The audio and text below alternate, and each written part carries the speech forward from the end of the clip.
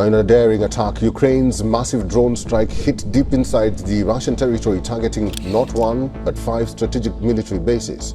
Ukraine's released this footage, which it says shows a drone attack at the Belaya air base in Siberia. Ukraine struck aircraft included Tu-95 and Tu-22 strategic bombers, which Russia has relied on to fire long-range missiles at Ukraine throughout the war.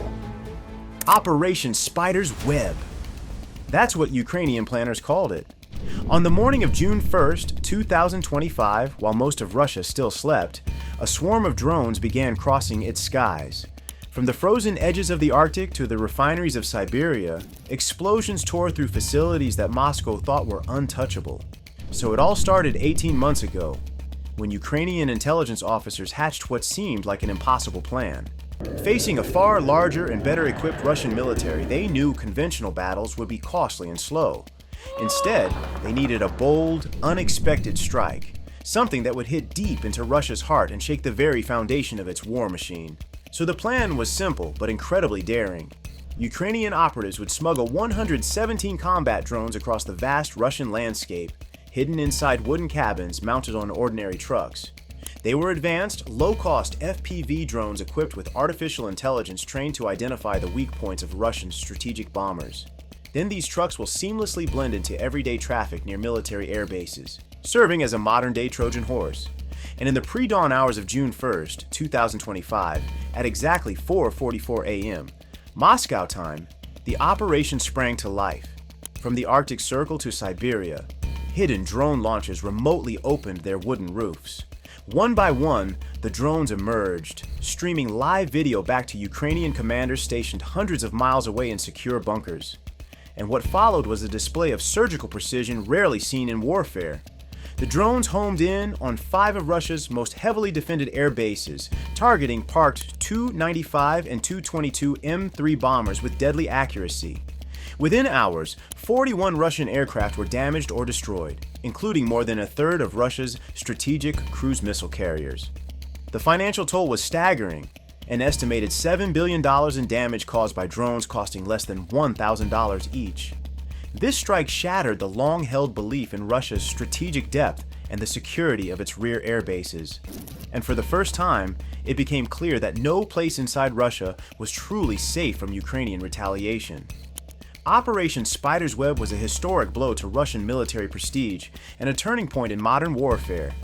It was the single most crippling strike on Russian military infrastructure since World War II, carried out without a single Ukrainian soldier setting foot on Russian soil.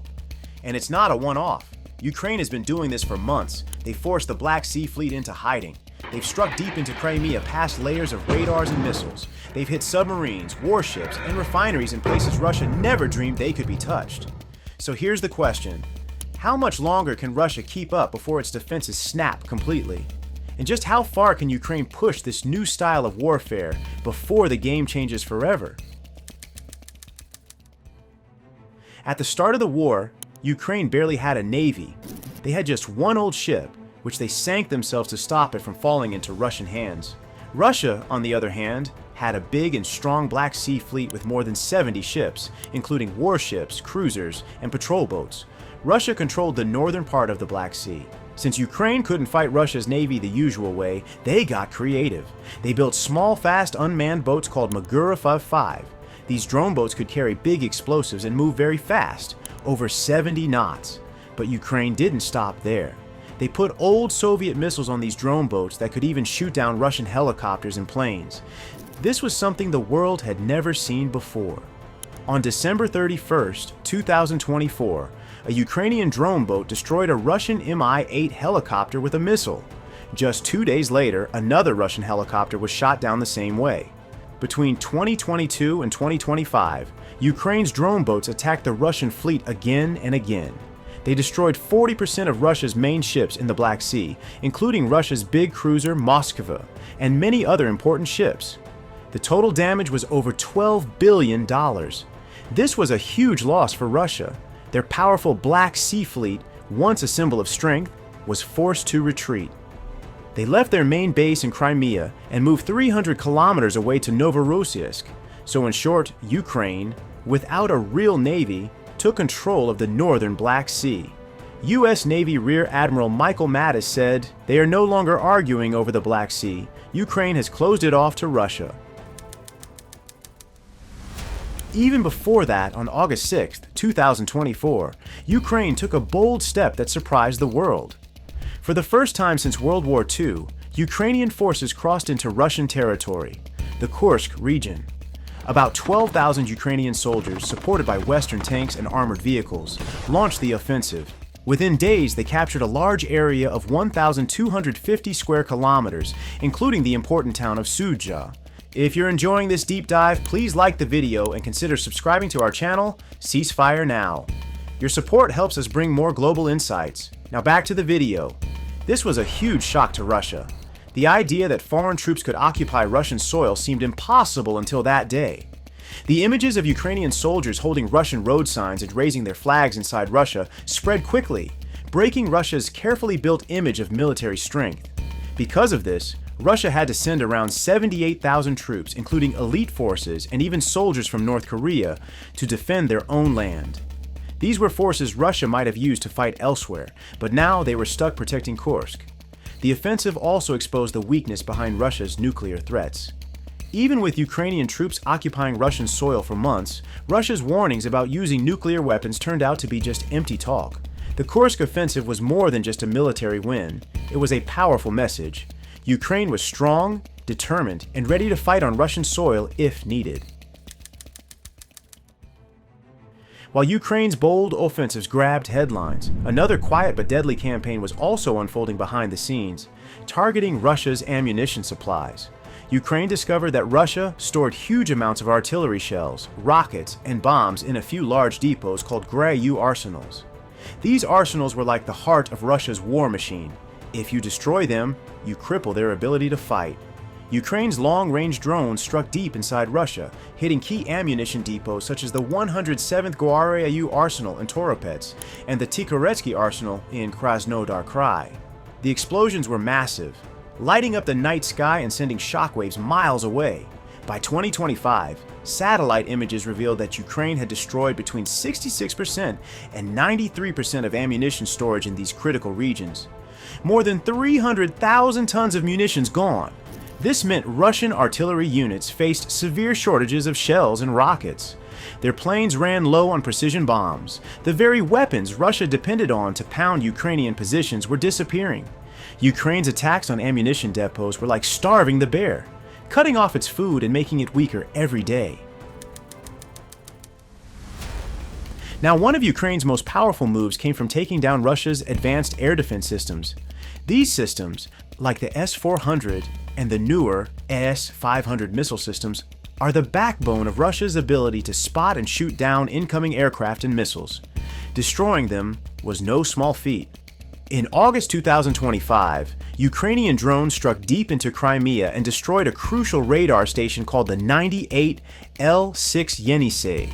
This radar was the eyes of the S-400 and S-500 systems, detecting enemy planes from far away. With this radar gone, Russia's air defenses over the Black Sea were effectively blinded. This created huge gaps in Russia's defense network. Ukrainian jets and drones could now fly closer and attack with less risk. It was a blow that not only weakened Russia's missile defenses, but also sent a clear message. No Russian air defense system was untouchable. By destroying over 40% of these advanced air defense sites, Ukraine made Russia's skies more vulnerable and changed the balance of power in the war. Ukraine showed the world that no corner of Russia was safe anymore. Using their growing fleet of drones, Ukrainian forces struck deep inside Russian territory because they're almost far beyond the front lines. Chemical plants producing explosives, oil refineries fueling tanks, and factories making electronic gear all became targets. Each attack sent shockwaves through Russia's military and industry. Russia had to scramble to defend these far-flung sites, pulling troops and resources away from the battlefield. The constant threat of drone strikes forced them to live on edge, never knowing where the next hit would come. This relentless pressure broke their sense of safety and confidence. What was once a massive, untouchable land now looked vulnerable and exposed. Ukraine's message was clear. If you support the war, no matter how far inside Russia you are, you're a target. Ukraine's defense industry didn't just keep up, they raced ahead like a fast-moving startup. Instead of relying on old Cold War equipment, They embraced new technology and innovation. They produced millions of drones in just a few years, rapidly improving designs and adding smart features.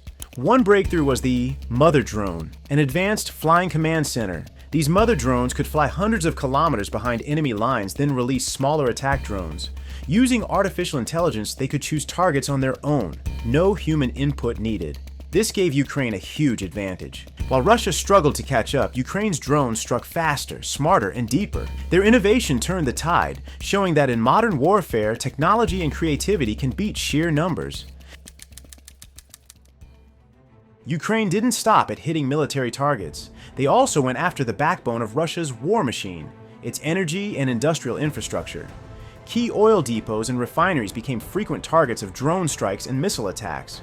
Fires raged for days after hits on major fuel storage sites, crippling supply lines. These attacks caused widespread fuel shortages, not just for military vehicles, but also for civilians. Factories slowed or stopped, and essential industries struggled to keep running. By disrupting Russia's economy, Ukraine added another layer of pressure on Moscow, making it harder to keep the war going. This wasn't just about bombs. It was a strategic move to weaken Russia from the inside out. For years, Russia's military was seen as unstoppable, a powerful force no one could challenge, but Ukraine's daring strikes changed everything. Russian soldiers began to realize their bases weren't safe, their ships were vulnerable, and their homeland wasn't invincible. Civilians, too, saw the damage and feared for the future.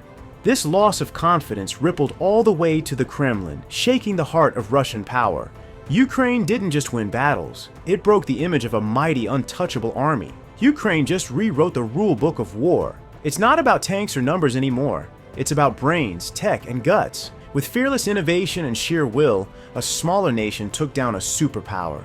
This is the future of warfare: fast, smart, and deadly. Ukraine didn't just win battles, they changed the game forever.